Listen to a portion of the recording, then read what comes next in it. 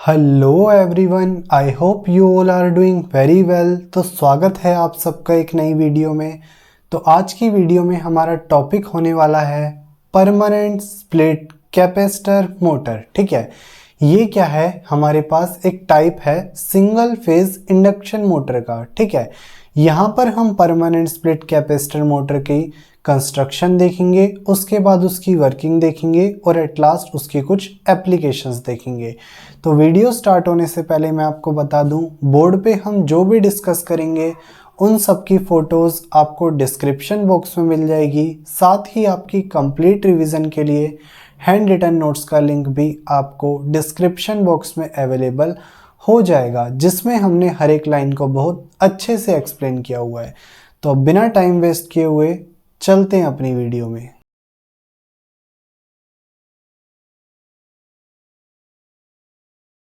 Okay, तो permanent split capacitor motor, इसको क्या है, हम सिंगल वैल्यू कैपेसिटर मोटर भी कहते हैं। क्यों? क्योंकि यहाँ पे एक कैपेसिटर का ही यूज होता है मोटर को ऑपरेट कराने के लिए।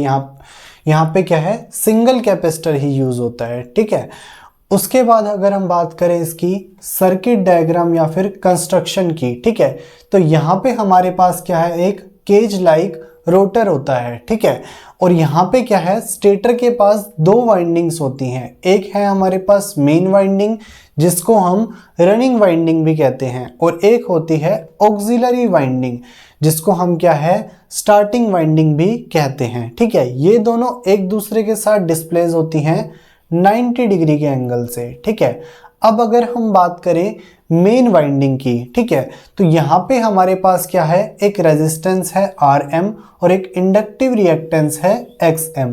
सिमिलरली ऑक्सिलरी वाइंडिंग में हमारे पास एक रेजिस्टेंस है Ra और इंडक्टिव रिएक्टेंस है Xa।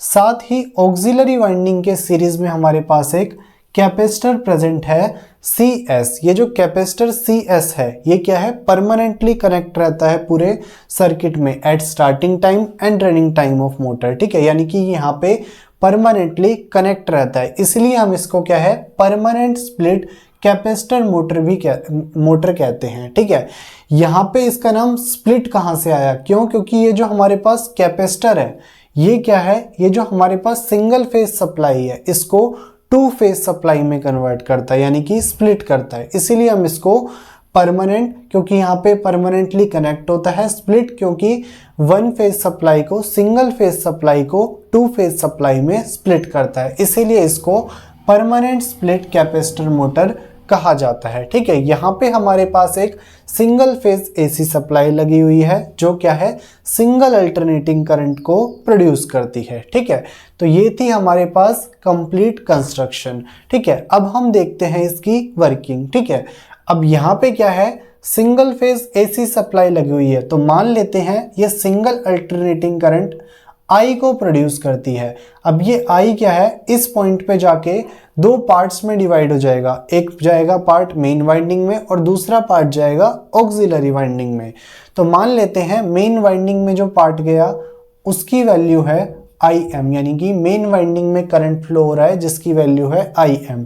सिमिलरली ऑक्सिलरी वाइंडिंग में जो करंट फ्लो हो रहा है उसकी वैल्यू है IA। ठीक है, अब दोनों रिस्पेक्टिव वाइंडिंग्स में क्या है, डिफरेंट करंट फ्लो हो रहा है due to presence of capacitor. ठीक है, अब ये कैपेसिटर क्या है, ये कैपेसिटर प्रेजेंट होने की वजह से ही क्या है, हमारे पास जो दोनों वाइंडिंग्स में करंट फ्लो कर रहे हैं IM और IA, इन दोनों के बीच में क्या है, एक टाइम फेज डिफरेंस आ जाता है। ठीक है, और वो टाइम फेज डिफरेंस क्या है, एक रोटेटिंग मैग्नेटिक फील्ड को प्रोड्यूस करता है।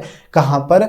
ये जो हमारे पास एयर गैप प्रेजेंट है between stator windings and rotor, यहाँ पर क्या है, एक रोटेटिंग मैग्नेटिक फील्ड प्रोड्यूस होती है, और उसका अमाउंट क्या है, इतना तो होता ही है कि वो स्टार्टिंग टॉर्क प्रोवाइड कर सके हमारे रोटर को। अब जब रोटर को स्टार्टिंग टॉर्क मिला तो वो क्या है, रोटेट करना स्टार्ट करेगा, और इस तरीके से हमारे पास मोटर क्या है, ऑपरेट करना स्टार्ट करती है। ठीक है, मेन यहाँ पे फंक्शन किसका था, कैपेसिटर का। कैपेसिटर की वजह से ही रोटेटिंग मैग्नेटिक फील्ड प्रोड्यूस हो रही थी, जिसकी वजह से आगे रोटर रोटेट कर रहा था और मोटर ऑपरेट कर रही थी। ठीक है, तो ये था हमारे पास वर्किंग।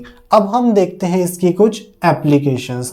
तो परमानेंट स्प्लिट कैपेसिटर मोटर को हम यूज करते हैं एयर कंडीशनर और फैंस में, water pumps and oil pumps में, ब्लोअर्स में एंड अदर वेंटिलेशन इक्विपमेंट्स में, और कुछ वर्कशॉप इक्विपमेंट्स में भी परमानेंट स्प्लिट कैपेसिटर मोटर का यूज किया जाता है। ठीक है, तो एक बार इसको समराइज कर लेते हैं। सबसे पहले कंस्ट्रक्शन में हमने क्या देखा, केज लाइक रोटर होता है, स्टेटर के पास दो वाइंडिंग्स होती हैं, दोनों 90 डिग्री से डिस्प्लेस होती हैं।